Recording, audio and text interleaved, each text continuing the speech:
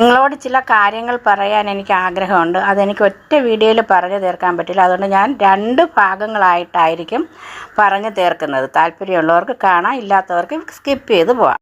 നിങ്ങൾ ഈ എഴുതിയിരിക്കുന്ന കാണുന്നുണ്ടല്ലോ, ബിഷപ്പിൻ്റെ വോയിസ് പുറത്ത് എല്ലാം പറയാതെ പറഞ്ഞു ബിഷപ്പ്. പ്രിയപ്പെട്ടവർ, ബിഷപ്പ് നോബൽ ഫിലിപ്പ് തിരുമേനിയെ പറ്റി വെറുതെ കുറേ അപഖ്യാതികൾ പറഞ്ഞു വരുത്തുകയാണ്.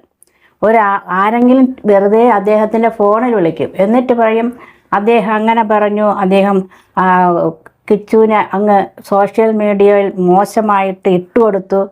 ഒരു പെങ്കൊച്ച് ഈ ബിഷപ്പിനെ വിളിച്ചിട്ട് ആവശ്യമില്ലാത്ത കുറേ ചോദ്യങ്ങൾ ചോദിക്കുകയാണ്. അതായത് നമ്മളെ ആയാലും ആരെങ്കിലും ഫോണിൽ വിളിച്ചിട്ട് കുറേ ചോദ്യം ചോദിച്ചു, നമ്മളതിൻ്റെ മറുപടി പറഞ്ഞു, ഉടനെ എടുത്ത് സോഷ്യൽ മീഡിയയിൽ ഇടുകയാണ് വേണ്ടത്. അത് നമ്മുടെ അനുവാദം വേണ്ടേ? അതുപോലെ തിരുമേനിയെടുത്തും കുറേ കാര്യങ്ങളൊക്കെ ചോദിച്ച് എന്നിട്ട് അതിനെടുത്ത് എല്ലാവരും സോഷ്യൽ മീഡിയയിൽ ആഘോഷിച്ചിട്ട് പറയുന്നത് എന്താണ്, ബിഷപ്പെ ഇങ്ങനെയൊക്കെ ചെയ്യാൻ കൊള്ളാമോ, ഇങ്ങനെയൊക്കെ പറയാൻ കൊള്ളാമോ? അപ്പോൾ ഇത് ഞാൻ പ്രതികരിക്കുന്നത് എന്തെന്ന് വെച്ചാൽ, അദ്ദേഹത്തിന് വേണ്ടി സംസാരിക്കാൻ വളരെ ചുരുക്കം ആൾക്കാരേ ഉള്ളൂ. അപ്പോൾ ആരെങ്കിലുമൊക്കെ അദ്ദേഹത്തിൻ്റെ ഈ യഥാർത്ഥ കാര്യങ്ങൾ പറയണം, സോഷ്യൽ മീഡിയയിലൂടെ ആയാലും.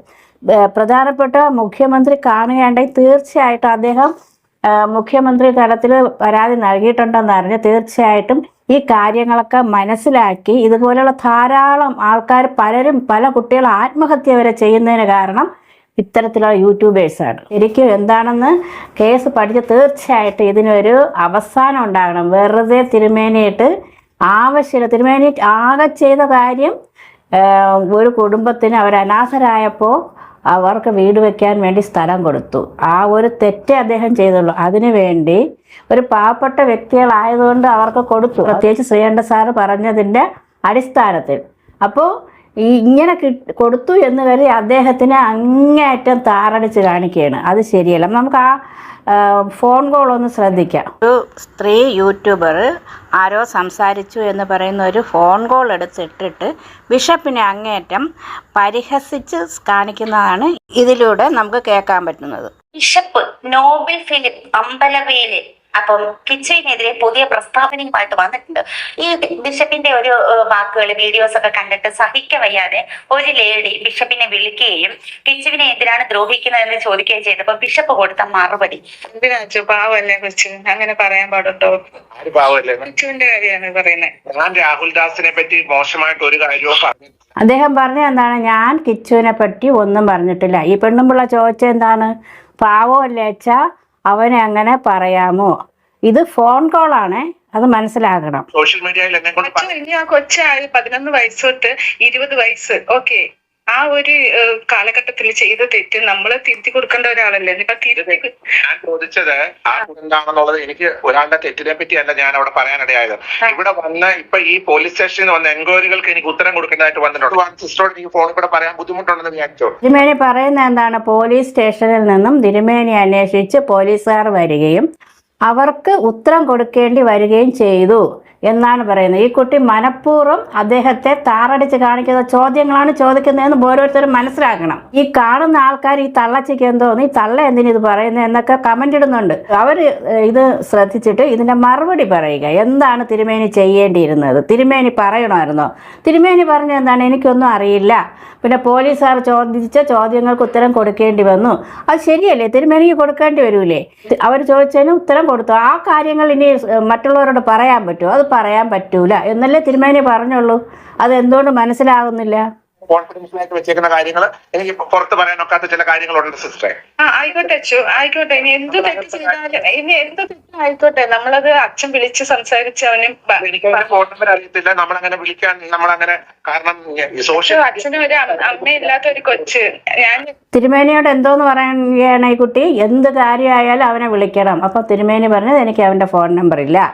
അപ്പൊ ആ കുട്ടി വീണ്ടും പറയുന്നത് നമുക്കൊന്ന് കേൾക്കാം. ഞാൻ വിശ്വസിച്ചിട്ടുള്ളത്, നിങ്ങളെ പോലെ അച്ഛന്മാരും അതേപോലെ മദറും ആ ഒരു ഇതുള്ളവര് നമ്മളെ ഒരു അനാഥയെ പോലുള്ള കൊച്ചുങ്ങളെ അത്രയും കെയറിങ് നോക്കുന്ന ആൾക്കാരെ ഞാൻ കണ്ടിട്ടുണ്ട്. ഞാൻ ആ കുട്ടികളെ 2 പേരെയും ഇവരെ ശ്രീകണ്ഠൻ സാർ എന്നോട് പറഞ്ഞ് കേട്ടിട്ട് ഞാൻ അവർക്ക് 2 പേർക്കും ജീവിക്കാനുള്ള വഴി കാണിച്ചു കൊടുത്തൊരു മനുഷ്യനാണ്. തിരുമേനി പറഞ്ഞു കേട്ടാ, ശ്രീകണ്ഠൻ സാറ് പറഞ്ഞതനുസരിച്ച് അവർക്ക് 2 പേർക്കും ജീവിക്കാനുള്ള ഒരു വഴി കാണിച്ചു കൊടുത്തു. അച്ഛൻ എനിക്ക് അത് കൂടുതൽ അറിയാൻ വേണ്ടിട്ടല്ല ഞാൻ വിളിച്ചത്.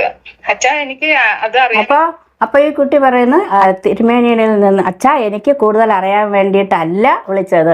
ശരിക്കും അച്ഛനല്ല, തിരുമേനിയാണ്, ബിഷപ്പാണ്. ആ ബിഷപ്പ് എന്ന് പറയുമ്പോൾ നമ്മൾ ആദരിക്കപ്പെടേണ്ട ഒരു വ്യക്തിയാണ്. പലർക്കും പുച്ഛമായിട്ട് തോന്നും. പുച്ഛിക്കപ്പെടേണ്ട വ്യക്തിയല്ല. അദ്ദേഹം വളരെ മാന്യനായൊരു വ്യക്തിയാണ്. പല ചാരിറ്റി പ്രവർത്തനങ്ങളും ചെയ്യുന്നു. 10ഓളം വീടുകൾ അദ്ദേഹം വെച്ചും കൊടുത്തിട്ടുണ്ട് എന്നാണ് അറിയാൻ കഴിഞ്ഞത്. ഇല്ല, ഞാൻ അച്ഛനോട് ഒരു കാര്യം ചോദിക്കാൻ വേണ്ടി വിളിച്ചതേ ഉള്ളൂ. അല്ലാതെ എനിക്ക് അവനെ കുറിച്ച് അറിയണ്ട. ഞാനൊരു അമ്മയാണ്. ഞാൻ എന്റെ സ്ഥാനത്ത് എന്റെ മോനൊരു തെറ്റ് ചെയ്താൽ ഞാൻ അത് തിരുത്താൻ നോക്കും. അല്ലെങ്കിൽ ഞാനത് സിസ്റ്റർ ഇപ്പം ഒരു അമ്മയുടെ സ്ഥാനത്ത് പറയുവാണെങ്കിൽ എനിക്ക് സിസ്റ്ററോട് ഫോണിൽ കൂടെ പറയാനൊക്കാത്ത ചില വിഷമങ്ങൾ ഉണ്ടായിട്ടുണ്ട് സമൂഹത്തിൽ. അത് ഭയങ്കരമായ രീതിയിൽ സോഷ്യൽ മീഡിയയിൽ നിങ്ങൾ അറിയാത്ത കാര്യങ്ങളായിരിക്കാം. പക്ഷേങ്കിൽ തൊട്ടപ്പുറം ഇപ്പുറം താമസിക്കുന്ന വീട്ടിൽ ചില മേജർ പ്രശ്നങ്ങൾ ഉണ്ടായപ്പോൾ പോലീസ് എൻക്വയറിയും കാര്യങ്ങളും നടന്നിട്ടുണ്ട്.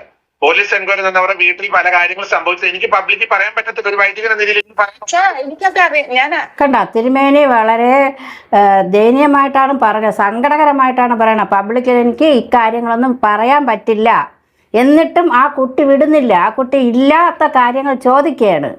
അച്ഛനോട് അത് ചോദിക്കാനല്ല വിളിച്ചത്. അവൻ എന്താ ചെയ്തതെന്ന് ചോദിക്കാനല്ല ഞാൻ വിളിച്ചത്. എനിക്ക് ആ പയ്യനോട് യാതൊരു പേഴ്സണൽ വൈരാഗ്യങ്ങളില്ല. ഞാൻ ഒറ്റ കാര്യം കുഞ്ഞിനോട് പറഞ്ഞുള്ളൂ, നീ സ്റ്റാൻഡേർഡ് ആയിട്ട് നല്ലൊരു വിദ്യാഭ്യാസം ചെയ്താണ്ട് ജോലി എടുത്ത് ജീവിക്കാൻ നോക്കണം. പ്രശ്നങ്ങളിൽ പെടരുത്. മറ്റു രക്ഷിക്കാൻ കഴിയാത്ത സാഹചര്യങ്ങളിലേക്കാണ് കാര്യങ്ങൾ മൂവ് ചെയ്തുകൊണ്ടിരിക്കുന്നത്. തിരുമേനി പറഞ്ഞ എന്താണ്, നീ നല്ലോണം പഠിച്ച് നല്ല രീതിയിൽ മുന്നോട്ട് പോകണം. അല്ലെങ്കിൽ നീ ചെന്ന് ഏതെങ്കിലും പ്രശ്നങ്ങളിൽ പെട്ടാൽ എനിക്ക് രക്ഷിക്കാൻ പറ്റൂല. രക്ഷിക്കാൻ പറ്റൂല ദേഷ്യമല്ല ആ പറഞ്ഞത്. അദ്ദേഹത്തിന് പറ്റാത്ത കാര്യമായതുകൊണ്ട് എനിക്ക് പറ്റില്ല. ഏതെങ്കിലും വലിയ ആപത്തുകളിൽ ചെന്ന് പെട്ടുപോയാൽ എനിക്ക് പറ്റില്ല. ഈ ഷെഫീന ബീവിയുടെ ഒരു വീഡിയോയിൽ പറഞ്ഞിട്ടുണ്ട്.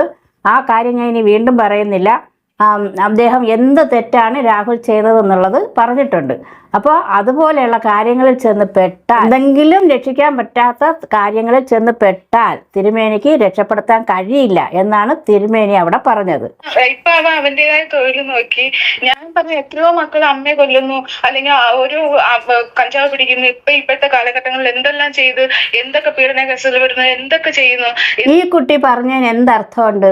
പലരും പല തെറ്റുകളിൽ പെടുന്നു, കഞ്ചാവ് പിടിക്കുന്നു, അങ്ങനെ ഇങ്ങനെ എന്നൊക്കെ പറഞ്ഞിട്ട് എന്തോന്നാണ് കാര്യം? ആ തിരുമേനി ഇത്തരം കാര്യങ്ങളൊന്നും പറഞ്ഞിട്ടില്ല. എന്നിട്ടും അങ്ങോട്ടായി ഈ കുട്ടി ഫോൺ ചെയ്യാണ്. എല്ലാവരും മനസ്സിലാക്കണം, ഫോൺ ചെയ്യുന്ന കാര്യങ്ങളാണ്. ഇവിടെ പറഞ്ഞിട്ടില്ല കഞ്ചാവ് മോഷ്ടിച്ചെന്നോ കഞ്ചാവ് കൊണ്ടുപോയെന്നൊന്നും ഞാൻ എവിടെയും പറഞ്ഞിട്ടില്ല. അച്ഛൻ തിരുമേനി പറഞ്ഞു കേട്ടോ, കഞ്ചാവ് മോഷ്ടിച്ചെന്നോ കഞ്ചാവ് കൊണ്ടുപോയെന്നോ ഒന്നും തിരുമേനി ഒരു സ്ഥലത്തും പറഞ്ഞിട്ടില്ല. ഈ കുട്ടി ചുമ്മാ എല്ലാവർക്കും കാണുന്നവർക്ക് വ്യക്തമായി മനസ്സിലാവും. കുറേ നെഗറ്റീവ് പറയുന്ന ആൾക്കാർക്ക് മനസ്സിലാവില്ല. കുറ്റം പറയാൻ വേണ്ടി മുന്നിട്ടിറങ്ങിയവർക്ക് ഇതൊന്നും മനസ്സിലാവില്ല. യൂട്യൂബേഴ്സ് മനഃപൂർവ്വം കുറ്റം പറയാൻ ഇറങ്ങിയവരാണ്. അവർക്കൊന്നും ഇത് മനസ്സിലാവൂല. അച്ഛൻ പറഞ്ഞല്ല ഞാൻ പറയുന്നേ. അല്ല, ഞാൻ പറയുന്നത് അങ്ങനെയുള്ള പിള്ളേരും നമ്മുടെ ഇവിടെ ഇപ്പോഴത്തെ സിറ്റുവേഷനിലുണ്ട്. എന്നിട്ട് അവര് ജോലി പോലും ചെയ്യാണ്ട് വീട്ടുകാരുടെ ചെലവുമ്പോൾ നടക്കുന്ന പിള്ളേരും ഉണ്ട്. എന്നിട്ട് അവൻ അവന്റേതായ കാര്യം നോക്കി. അവനൊരു ഒന്നുമില്ലെങ്കിൽ ഒരു അമ്മ അച്ഛനും ഇല്ലാത്തൊരു കൊച്ചല്ലേ. അച്ഛൻ വിളിച്ച് ഈ കുട്ടി പറയുന്ന ഒന്നുമില്ലെങ്കിൽ ആ കുട്ടി അമ്മ അച്ഛനും ഇല്ലാത്തവനല്ലേ. അപ്പൊ തിരുമേനി എന്ന് പറഞ്ഞു, ആ ഒരു ദയവ് ഉണ്ട്, ആ കുട്ടിയോട് എനിക്ക് ആ ഒരു ദയവുണ്ട്. ഇത്രയും വ്യക്തമായി പറഞ്ഞ തിരുമേനിയെ എന്തിനു കൊല്ല ചെയ്യുന്നു? ഈ പെണ്ണുപിള്ളക്ക് വേറെ തൊഴിലില്ലേ? ഇല്ലാത്തൊരു കുട്ടി ഇപ്പം അവന്റെ വളർത്തമ്മയുടെ ഭാഗത്തു നിന്ന് ഒരു തെറ്റ് വന്നിട്ടുണ്ടെന്നാണ് അവൻ പറയുന്നത് അല്ലേ? തെറ്റ് വന്നിട്ടുണ്ട്. ആ തെറ്റിനെ അവൻ പബ്ലിക്കിന് മുമ്പിൽ കൊണ്ടുവന്ന് അവൻ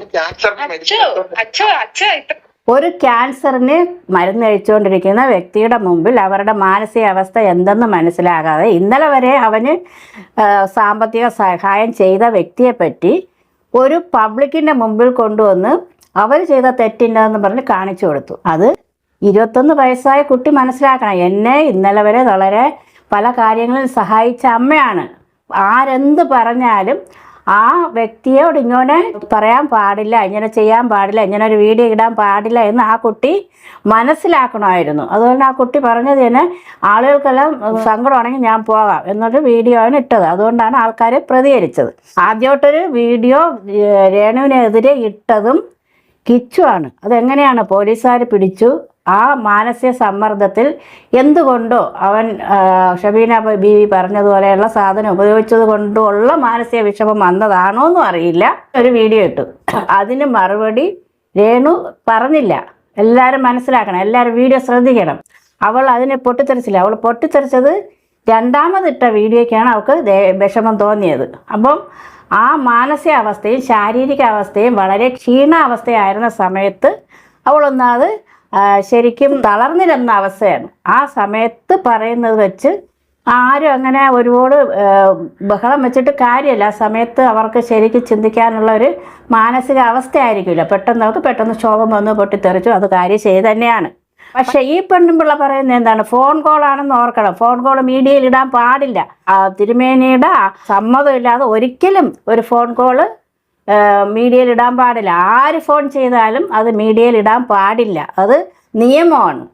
പറഞ്ഞ സ്ഥിതി ഞാൻ പറയാം, അച്ഛോ അത് വൈറലാണ്. അത് അവനല്ലേ കൊണ്ടുവന്നത്, വേറെ യൂട്യൂബറാണ് അത് അതിന്റെ അകത്തുനിന്ന് എടുത്തിട്ട് അത് പുറത്തു കൊണ്ടുവന്നിട്ടത്. അത് കണ്ട കൊച്ചിന് വിഷമായി. അത് എങ്ങനെ അവരുടെ മുഖത്ത് നോക്കും എന്ന് വിചാരിച്ചാണ് ആ കൊച്ചു പോകാതിരുന്നത്. ഈ പറയുന്നത് ആ വ്യക്തിയോട് ഇവള് ഏത് കാര്യത്തിന് ചെന്നാലും അത് ഇന്ന കാര്യത്തിന് ഞാൻ പോവേണേ, ഞാൻ പൊയ്ക്കോ അമ്മ എന്ന് പറഞ്ഞ് ചെയ്തതാണ്. ഒന്നുമില്ലെങ്കിലും മൊബൈലിലൂടെ എന്തെങ്കിലും കണ്ടു എന്ന് പറഞ്ഞ് ഒന്നും സംഭവിക്കാൻ പോണില്ല. അത് വേറൊരു കാര്യം. പിന്നെ ഞരമ്പ് പിടിച്ച കുറേ ആൾക്കാർ ചെന്നിരുന്ന് കാണും, അത്രേ ഉള്ളൂ. എന്നിട്ട് ആ ഞരമ്പന്മാരി തന്നെ എടുത്ത് പുറത്തിട്ട് ആഘോഷിക്കുകയും ചെയ്യും.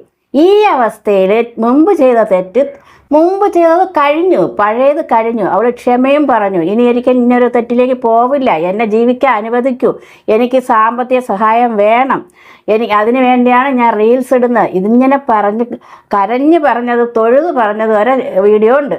അപ്പോൾ ആ വ്യക്തിയെ പറ്റി വീണ്ടും കൊണ്ടുവന്ന് താറടിച്ച് കാണിക്കേണ്ട ആവശ്യം എന്താണ്?